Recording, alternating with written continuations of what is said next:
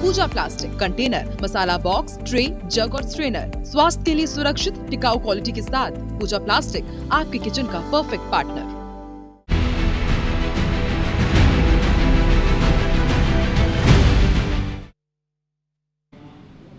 नमस्कार, स्वागत है आप सबका। मैं पुनीत पाठक हूं और आपको बताऊंगा 1 मिनट में पूरी खबर। आज दिन की तमाम खबरों का अपडेट। सूरजपुर में शादी समारोह से लौटती एक महिला से लिफ्ट देने के बहाने लूट की घटना अंजाम दी गई। आरोपी ने महिला को जान से मारने की धमकी दी और 2 लाख के जेवर और 10,000 का कैश लूट लिया।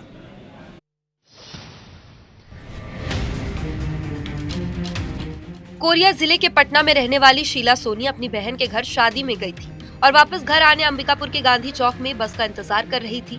इसी दौरान स्कूटी सवार एक युवक उससे बातचीत करने लगा और खुद को पटना के पास छिंदिया गांव का बताते हुए भरोसे में लिया। इसके बाद लिफ्ट देने के बहाने युवक महिला को जंगल ले गया और जान से मारने की धमकी देते हुए लूट की घटना को अंजाम दिया। महिला को जंगल में ही छोड़कर फरार हो गया। किसी तरह महिला जंगल से निकलकर कोतवाली थाने पहुंची और पुलिस को सूचना दी। महिला को ले जाते कई जगहों पर आरोपी सीसीटीवी में कैद हुआ है। मैं बस के इंतजार करत हूँ तो आधा घंटा मैं इंतजार करें। एक बाद फिर बोलिस कि चला नहीं आई। शाम होए लगी तो जंगल में ले गई। एक बाद फिर वो बोलिस कि देखा कथन कि दा सामान नहीं तो चाकू मार दो। महिला के गहने जो है लूट लिए, जो 1 तोला से कुछ ज़्यादा का मंगलसूत्र और वो था। तो इस शिकायत पर जो है FIR की गई है कोतवाली सूरजपुर में और मुलजिम की पतासाजी की जा रही है। फिलहाल पुलिस मामले की जांच में जुटी है। 2025 में माओवादी संगठन को काफी नुकसान पहुंचा है। संगठन के सेंट्रल मिलिट्री कमीशन ने PLGA के 25 साल पूरे होने पर 17 पन्नों का एक बुकलेट जारी किया।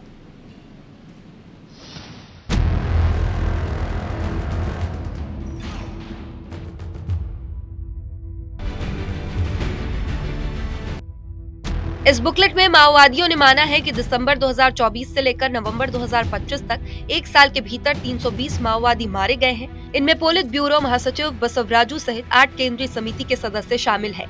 वहीं 15 स्टेट कमेटी सदस्यों के मारे जाने की बात भी माओवादी संगठन ने कबूल की है। माओवादियों के कबूलनामे पर बस्तर IG ने कहा, इधर दिल्ली में छत्तीसगढ़ इन्वेस्टर कनेक्ट हुआ, जिसमें कई निवेश प्रस्ताव आए। स्टील, ऊर्जा, पर्यटन समेत कई प्रमुख कंपनियों ने राज्य में निवेश को लेकर रुचि दिखाई। कार्यक्रम में शामिल कंपनियों ने कुल 6,321 करोड़ 25 लाख के औद्योगिक निवेश और 505 करोड़ का पर्यटन निवेश का प्रस्ताव दिया है। इन परियोजनाओं से 3,000 से ज्यादा रोजगार के अवसर सृजित होने की उम्मीद है। सीएम विष्णुदेव साय ने निवेशकों और उद्योग प्रतिनिधियों से छत्तीसगढ़ में निवेश की संभावनाओं पर चर्चा की। सीएम ने कहा कि छत्तीसगढ़ में ऊर्जा, खनिज, सक्षम मानव संसाधन और निवेशक हितैषी नीति का ऐसा संयोजन मौजूद है जो किसी भी उद्योग के लिए अच्छा वातावरण तैयार करता है। 7.83 लाख करोड़ का निवेश प्रस्ताव हमारे प्रदेश को मिल चुका है और खाली प्रस्ताव नहीं मिला है बल्कि धरातल में काम भी चालू हो गया है और लगातार हम लोग विभिन्न बड़े जगहों में जाकर अपनी उद्योग नीति को रख रहे हैं और उद्योगपतियों को आमंत्रण दे रहे हैं छत्तीसगढ़ में आने का। कार्यक्रम में छत्तीसगढ़ के उद्योग मंत्री लखनलाल देवांगन भी उपस्थित रहे। SIR, महंगी बिजली, धान खरीदी, ये कुछ ऐसे मुद्दे हैं जिस पर छत्तीसगढ़ में विपक्ष कांग्रेस भारतीय जनता पार्टी सरकार को घेरने की रणनीति बना रहा है और इसका पूरा खाका खींचने प्रभारी सचिन पायलट 2 दिनों के लिए प्रदेश आ रहे हैं। सचिन पायलट बुधवार दोपहर रायपुर पहुंचेंगे और एयरपोर्ट से ही बस्तर के लिए रवाना हो जाएंगे। रास्ते में धमतरी और कांकेर में SIR को लेकर बनाई गई निगरानी समिति के सदस्यों और वरिष्ठ नेताओं की बैठक लेंगे। उसके बाद अगले दिन 27 नवंबर को जगदलपुर में बैठक लेंगे। इस दौरान उनके साथ PCC चीफ दीपक बैज भी साथ रहेंगे। सचिन पायलट के दौरे को लेकर भाजपा ने तंज कसा, जिस पर कांग्रेस ने पलटवार किया है। SIR में आप उसकी प्रक्रियाओं का पालन भी करोगे और SIR का विरोध भी करोगे, मुझे समझ में नहीं आता। 2003 के बाद 22 वर्ष के बाद यह मतदाता गहन पुनरीक्षण का जो काम चल रहा है, क्या चाहती है कांग्रेस, समझ में नहीं आता। खूंखार नक्सलियों के लिए, जो मास्टरमाइंड नक्सली है, उनके लिए, उनको सरेंडर करने के लिए रेड कॉर्पेट बिछाने की बात उनके गृह मंत्री, छत्तीसगढ़ राज्य के गृह मंत्री करते हैं। दिल्ली से आते हैं और ये बड़ी बात कही थी। जो मास्टरमाइंड हैं, बड़ी बड़ी घटनाओं को जो नक्सलियों ने अंजाम दिया, उनको तो मौत के घाट उतारना चाहिए। जनता कांग्रेस छत्तीसगढ़ जे के अध्यक्ष अमित जोगी ने भारतीय जनता पार्टी के खिलाफ विपक्ष के कई दलों को अपील की है कि एकजुट हो जाएं। उनका दावा है कि देश में 42 पार्टियों को विलय का प्रस्ताव भेज चुके हैं। इस पर पूर्व सीएम भूपेश ने तंज कसा। अमित जोगी का कहना है कि कदम देश और प्रदेश के हित में उठाया गया है, क्योंकि बीजेपी की चुनौती का सामना मिलकर ही किया जा सकता है। अमित जोगी ने इस प्रक्रिया में टॉप डाउन अप्रोच को नकारते हुए कहा कि प्रदेश स्तर के सभी नेताओं को एकमत होना चाहिए, ताकि पहले ही दिन बीजेपी को उखाड़ फेंकने का संकल्प मजबूत हो। 42 रिकॉग्नाइज्ड पॉलिटिकल पार्टीज हैं पूरे देश में। हमने विलय का प्रस्ताव दिया, कोई व्यक्तिगत स्वार्थ को लेकर यह प्रस्ताव नहीं दिया गया है, क्योंकि मुझे लगता है कि हम लोगों को मिलकर जो भाजपा की चुनौती है उसका सामना करना पड़ेगा। जो विलय की प्रक्रिया है ये टॉप डाउन नहीं होनी चाहिए। वहीं पूर्व मुख्यमंत्री भूपेश बघेल ने अमित जोगी के बयान पर तंज कसा और कहा कि कांग्रेस पार्टी में सबकी जरूरत है, लेकिन जिसकी जरूरत नहीं है वो है अमित जोगी। अमित जोगी ये कह रहे हैं कि गांधी परिवार से मेरा पुराना रिश्ता है, अगर छत्तीसगढ़ को बचाना होगा तो सबको एकजुट होकर मिलकर काम करना। उसकी जरूरत नहीं हमें, बस सबकी जरूरत है, उसकी भर नहीं। बात कांग्रेस की कवर्धा पहुंचे पीसीसी चीफ दीपक बैज ने एसआईआर को लेकर लोगों से मुलाकात की। इस दौरान बैज ने कहा एसआईआर प्रक्रिया का उपयोग किसी राजनीतिक दल को फायदा पहुंचाने के लिए नहीं होना चाहिए।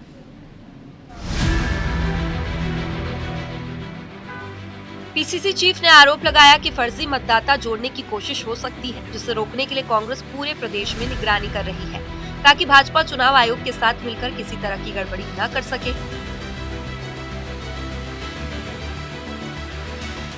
एसआईआर में किसी विशेष राजनीतिक दल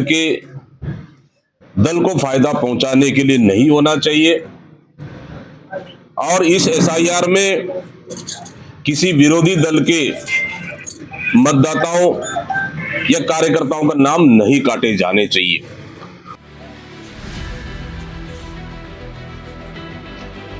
बैज ने प्रदेश की कानून व्यवस्था पर सवाल उठाते हुए कहा कि छत्तीसगढ़ में सुरक्षा व्यवस्था पूरी तरीके से चरमराई हुई है।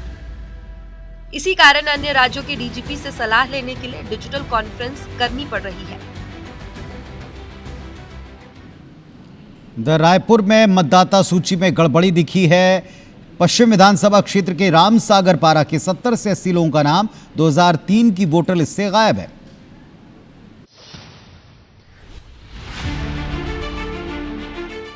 इससे नाराज लोग पूर्व संसदीय सचिव विकास उपाध्याय के नेतृत्व में नगर निगम के जोन 7 कार्यालय पहुंचे और जोन कमिश्नर राकेश शर्मा से इसकी शिकायत की। लोगों का कहना है कि वो साल 1995 में इस इलाके में रह रहे हैं और कई बार मतदान भी कर चुके हैं, लेकिन अब अचानक उनका नाम गायब कर दिया गया। वहीं जोन कमिश्नर ने सभी शिकायतों का निराकरण जल्द करने का आश्वासन दिया। रामजी हलवाई गली में शिव मंदिर के सामने से जो मेरे ओम दवाखाने से पूरा लंबी जो गली है, पूरा सबका नाम जो है उसमें गायब है। हम लोग सब काफ़ी पुराने वोटर हैं, मेरी खुद की उम्र 67 साल है। हम लोग चाह रहे हैं कि मैनुअली 2003 में जो वोटिंग हुई थी वो वाली लिस्ट निकाल लिया जाए, क्योंकि हमने सबने वोट डाला था, उससे मिला लिया जाए। कोई त्रुटि अगर गवर्नमेंट से हुई है तो उसको सुधार करें। तो वोटर लिस्ट 2003 का है, वो अपडेटेड सूची निर्वाचन आयोग से प्राप्त हुई है। हम उस लिस्ट में ही देख के उसको वेरीफाई कर पा रहे हैं। यदि उसे किसी तरह का त्रुटि है तो इन्हें जिला निर्वाचन अधिकारी या राज्य निर्वाचन आयोग से बात करना पड़ेगा। लोगों ने 2003 के मैनुअल वोटर लिस्ट को सार्वजनिक रखने की मांग की है। बात एक बार फिर अड़चन की। रायगढ़ की केलो प्रोजेक्ट की अड़चनें दूर ही नहीं हो रही। भू अर्जन को लेकर किसानों की आपत्ति के बाद नहरों का निर्माण कार्य अब तक पूरा हो नहीं पाया। राज्य शासन ने हर हाल में साल 2026 तक परियोजना को पूरा करने के निर्देश दिए हैं, लेकिन वर्तमान में प्रोजेक्ट की जो स्थिति है इसे लेकर संशय बना हुआ है। बता दें कि परियोजना की शाखा नहरों में आने वाले प्रभावित गांव के किसानों ने मुआवजे की कम दरों के कारण आपत्ति जताई है। हालांकि परियोजना अधिकारियों का कहना है कि परियोजना को जल्द से जल्द पूरा करने की कोशिश की जा रही है। जो नहर निर्माण के लिए लोग किसान अपनी जमीन नहीं देना चाहते, भू अर्जन का विरोध कर रहे हैं, उसका कारण है कि मुआवजा जो है वो बहुत कम है। जो कॉमर्शियल औद्योगिक जो दर होता है उससे भी कम दे रहे हैं, जबकि अभी सरकार ने जो ज़मीन की जो दर है उसको बढ़ाया है, तो मुआवजा भी बढ़ाना चाहिए। राजस्व विभाग से बात की गई है, चर्चा की गई है और उनके द्वारा इस योजना को पूर्ण करने के लिए आवश्यक सहयोग प्रदान किया जा रहा है और आगे भी किया जाएगा। वहीं कांग्रेस का कहना है कि सरकार किसानों को विश्वास में ले ही नहीं पा रही है। किसानों की मांग के मुताबिक मुआवजे की दर बढ़नी चाहिए। खबर रायगढ़ जिले से ही है, जहां निजी और सरकारी अस्पताल मेडिकल वेस्ट निपटान को लेकर संजीदा नहीं, जिसका सीधा सा असर आम जनता की सेहत पर पड़ेगा। एनजीटी के निर्देश के बाद भी अब तक आधे से अधिक अस्पतालों ने मेडिकल वेस्ट के निपटान के लिए स्वास्थ्य विभाग से अनुबंध नहीं किया है। शहर के 525 छोटे बड़े अस्पतालों और क्लिनिक में सिर्फ 265 संस्थाओं ने पंजीयन कराया है। इतना ही नहीं, जिले के सामुदायिक स्वास्थ्य केंद्रों ने भी अब तक एग्रीमेंट नहीं कराया है। ऐसे में ये मेडिकल वेस्ट खुले में फेंक रहे हैं, जिससे संक्रमण का खतरा है। जो रायगढ़ जिले के अंदर मेडिकल वेस्ट कचरे के रूप में निकल रहा है, उसका किसी भी प्रकार का कोई निस्तारण नहीं हो रहा है, जिससे ये साफ जाहिर होता है कि रायगढ़ जिले में मेडिकल वेस्ट के निस्तारण को लेकर जो जिला प्रशासन है वो गंभीर नहीं है। जिस ढंग से बात आई उसके हिसाब से उन्होंने अभी अर्बन सेंटर को अभी एग्रीमेंट हुआ है, और बाकी कुछ रेट का कुछ इशू था जो पेरी के लिए, तो फिर आज आने वाले हैं, फिर तय हो जाएगा। स्वास्थ्य विभाग ने मेडिकल वेस्ट के निपटान को लेकर कभी भी सख्त रवैया नहीं अपनाया, जिसकी वजह से निजी अस्पताल मनमानी कर रहे हैं। चलिए मध्य प्रदेश का रुख करेंगे, जहां राजधानी के कोलार में मुख्यमंत्री डॉक्टर मोहन यादव ने 194 करोड़ के विकास कार्यों का शुभारंभ किया है।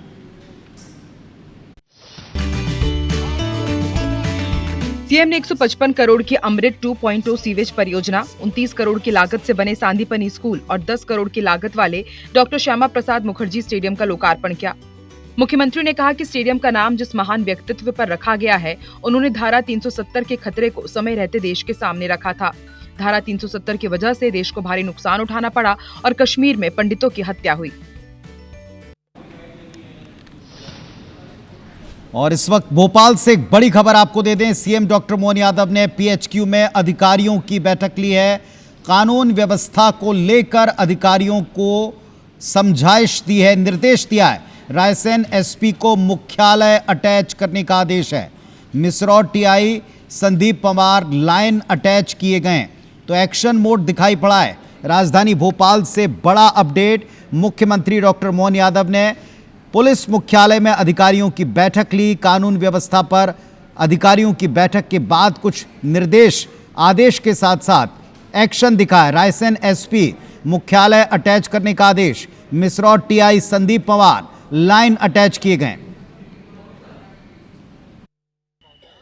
राजधानी भोपाल में पीएचक्यू में अचानक मुख्यमंत्री डॉक्टर मोहन यादव पहुंचे हैं और उन्होंने देर तक यहां पर पुलिस अधिकारियों की बैठक ली है। पिछले कुछ दिनों में लगातार राजधानी भोपाल सहित प्रदेश के अलग अलग हिस्सों में कई गंभीर अपराधों के मामले सामने आए हैं। चाहे राजधानी भोपाल की बात की जाए, एक के बाद एक यहां पर बड़े मामले सामने आए हैं, और या फिर रायसेन की बात की जाए, जहां पर एक 6 साल की मासूम के साथ बलात्कार की घटना सामने आई है। इसके बाद यहां पर खुद पीएचक्यू में मुख्यमंत्री आज पहुंचे हैं और उन्होंने अधिकारियों की बैठक ली है। देर तक ये बैठक अधिकारियों के साथ ली गई है। समझा जा रहा है कि मुख्यमंत्री इन घटनाओं से खासे नाराज हैं और इसके बाद ये खुद यहां पर पहुंचे हैं और तय माना जा रहा है कि कोई कड़ा एक्शन मुख्यमंत्री डॉक्टर मोहन यादव ले सकते हैं। फिलहाल पुलिस अधिकारियों की देर तक ये बैठक यहाँ पर ली गई है और देखा जा सकता है कि यहाँ पर जो है मुख्यमंत्री अब निकलते हुए यहाँ पर नजर आ रहे हैं और देर तक जो यहाँ पर बैठक हुई है उस बैठक में मुख्यमंत्री से बात करने की कोशिश कर रहे हैं।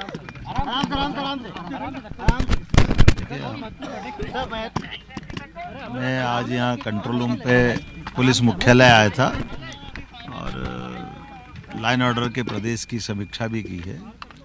और कल जिस प्रकार से चक्का जाम हुआ था रायसेन पे और कुछ कार्रवाई करने के लिए मैंने पीएचक्यू को बताया। राजधानी में भी लगातार घटनाएं हैं, हमारी पुलिस लगातार कार्रवाई भी कर रही, पकड़ भी रही है और कठोर कार्रवाई करने के लिए हमारी सरकार जानी जाती है।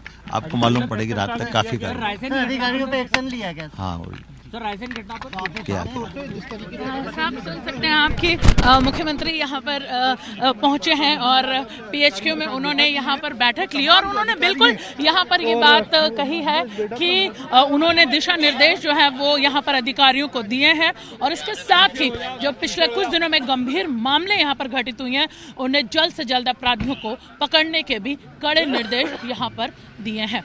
कैमरामैन रमेश राजपूत के साथ IBC 24 भोपाल से हरप्रीत कौर रेल। आज भोपाल में मुख्यमंत्री की अध्यक्षता में कैबिनेट मीटिंग हुई, कई बड़े फैसले हुए। देखिए, मंत्रालय में हुई बैठक में कई अहम फैसले लिए गए। मंत्री कैलाश विजयवर्गीय ने जानकारी देते हुए बताया कि 1 दिसंबर को पूरे प्रदेश में गीता जयंती मनाई जाएगी। 1 से 5 दिसंबर तक सीएम डॉक्टर मोहन यादव विभागों की समीक्षा करेंगे।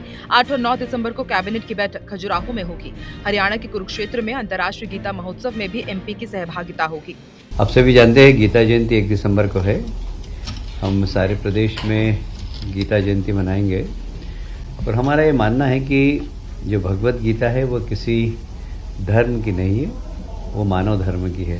10 संभागों में श्री कृष्ण परंपरा के आचार्य सानिध्य में 3 लाख गीता प्रेमी श्रीमद् भागवत गीता के 15 अध्याय का श्लोक सस्वर पाठ करेंगे। PM श्री हेली पर्यटन सेवा प्रारंभ कर रहे हैं। कैलाश विजयवर्गीय ने यह भी बताया कि निवेश को लेकर सीएम लगातार प्रयास कर रहे हैं। हैदराबाद में 36,000 करोड़ से ज्यादा के निवेश के प्रस्ताव आए हैं। शहडोल जिले के सोहागपुर में SIR के दौरान BLO मनीराम की हार्ट अटैक से मृत्यु हो गई। मृतक शिक्षक बूथ क्रमांक 212 के BLO थे। BLO मनीराम मतदाताओं से प्रपत्र भरवा रहे थे। इसी दौरान किसी अधिकारी का फोन आया, जिसके बाद उनकी तबीयत बिगड़ी और उन्हें मेडिकल कॉलेज लेकर जाया जा रहा था, लेकिन बीच रास्ते में ही उन्होंने दम तोड़ दिया। मामले में परिजनों का कहना है कि SIR के दौरान काम का दबाव उनके ऊपर काफी ज्यादा था और इसी वजह से उनकी मौत हुई है। सर प्रेशर था काम का बहुत ज़्यादा, BLO में थे सर। SIR का फॉर्म कलेक्ट करना है, सबमिट करना है, ये सब कर रहे थे। बहुत ज़्यादा दबाव था, बार बार फ़ोन आ रहे थे, बार बार 2-2 मिनट में रिपोर्टिंग आ रही थी। तबीयत अचानक से बिगड़ गई, उनको हार्ट में अटैक हो गया। परिजनों के अनुसार मृतक को शुगर और BP की भी बीमारी थी। बावजूद इसके लगातार फील्ड में दौड़ धूप और देर रात तक मोबाइल पर निर्देशों का दबाव बढ़ता जा रहा था।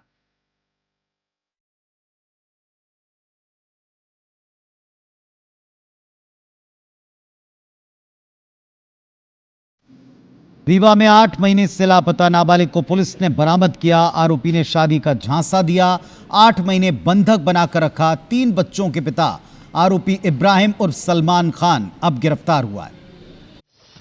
पीड़िता के परिजनों ने 17 मार्च 2025 को नाबालिग की गुमशुदगी की रिपोर्ट दर्ज कराई थी। मामले में पुलिस ने बताया कि गांव के एक युवक से पीड़िता का संपर्क हुआ। पीड़िता ने युवक को रीवा में बंद होने की जानकारी दी, जिसके बाद पुलिस ने जांच करते हुए सलमान खान को हिरासत में लिया और पूछताछ की। आरोपी ने नाबालिग की लोकेशन बताई, जहां से पुलिस ने उसे सुरक्षित बरामद कर लिया है। मामले में लव जिहाद का एंगल भी सामने आया है। पुलिस ने बताया कि आरोपी ने सोशल मीडिया के जरिए नाबालिग से दोस्ती की और खुद को कुंवारा बताकर शादी का झांसा दिया। तमाम प्रयासों के बाद उसको हमने दस्तयाब किया है। उसको और आरोपी को एक सलमान खान नाम का एक व्यक्ति है जो उसको ले गया था, उसको हमने गिरफ्तार किया है और प्रकरण की विवेचना चल रही है। इसमें जो भी वैधानिक कार्रवाई होगी हम करेंगे और कठोर से कठोर कार्रवाई करते हुए आरोपी को सुनिश्चित करेंगे कि सजा मिले। आरोपी नाबालिग को डरा धमकाकर एक कमरे में बंद कर शारीरिक शोषण भी करता था। फिलहाल पुलिस मामले में आगे जांच कर रही है। बैतूल में गंभीर सड़क हादसा हुआ। नशे में धुत एक पुलिसकर्मी ने आगे चल रहे बाइक सवार को जोरदार टक्कर मारी। इस हादसे में पुलिसकर्मी समेत कुल 3 लोग गंभीर रूप से घायल हुए हैं। बाइक सवार 2 लोग अस्पताल से अपने घर जा रहे थे, तभी पीछे से आ रही शराबी पुलिसकर्मी की बाइक ने उन्हें जोरदार टक्कर मार दी। टक्कर इतनी जबरदस्त थी कि बाइक सवार महिला, पुरुष और खुद पुलिसकर्मी तीनों गंभीर रूप से घायल हो गए। तीनों घायलों को तत्काल बैतूल जिला अस्पताल में भर्ती कराया गया है, जहां इलाज जारी है। घायलों के अनुसार पुलिसकर्मी अत्यधिक शराब के नशे में था। फिलहाल तीनों घायलों का इलाज जारी है। अब पुलिस विभाग द्वारा इस मामले में क्या कार्रवाई की जाती है, ये देखना बाकी है। क्या नाम है आपका भैया? कहाँ रहते हैं आप? कहाँ पर एक्सीडेंट हुआ था? कहाँ से कहाँ जा रहे थे? किसने ठोका? पार्डर हॉस्पिटल से घर जा रहे थे। एक लेडीज और मैं था। पीछे से गाड़ी आई, पीछे से ठोक दिया। शराब के नशे में थे, वो बहुत स्पीड फास्ट थे बिल्कुल। वो अकेला ही था, हम डबल सीट थे, लेडीज थी मेरे साथ में। हम हॉस्पिटल से आ रहे थे। रतलाम में दबंगों ने दलित की बारात रोकने का प्रयास किया। मोहल्ले से बारात निकलने नहीं दी। कुछ लोगों ने इस घटना के ऊपर जमकर विवाद किया तो कुछ ने इनकार किया।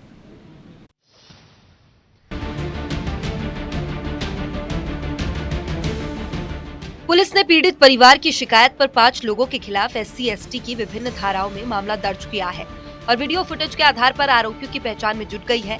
घटना बड़ावदा थाने के लकमा खेड़ी गांव का है। यहां दलित परिवार की बेटी की शादी थी और इसी परिवार में बारात आनी थी, लेकिन बारात मंडप में पहुंचता इससे पहले ही दबंगों ने रोक दी। विवाद को बढ़ता देख आसपास के लोगों ने बड़ावदा थाना पुलिस को सूचना दी। सूचना पर पुलिस ने मौके पर पहुंचकर विवाद शांत कराया और बारात मंडप तक पहुंचाई। तो कल जो है FIR रजिस्टर की गई, बिनोली को लेकर कोई इशू आया था, लेकिन अभी जो है शांति व्यवस्था की गई है और FIR रजिस्टर की गई है। 4 से 5 व्यक्तियों के खिलाफ की गई है और रास्ता रोकने को लेकर के और रेलेवेंट सेक्शंस में की गई है और लगातार जो है वो गिरफ्तारी अभी तो निर्देशित किया गया जो भी सेक्शन कुछ करता है। बड़ावदा थाना पुलिस वीडियो के आधार पर आरोपियों की गिरफ्तारी में जुटी है। तो इस बुलेटिन में फिलहाल इतना ही, लेकिन आगे है खबरों का फास्ट अपडेट लाएंगी मेरी सहयोगी आकांक्षा पांडे। नमस्कार।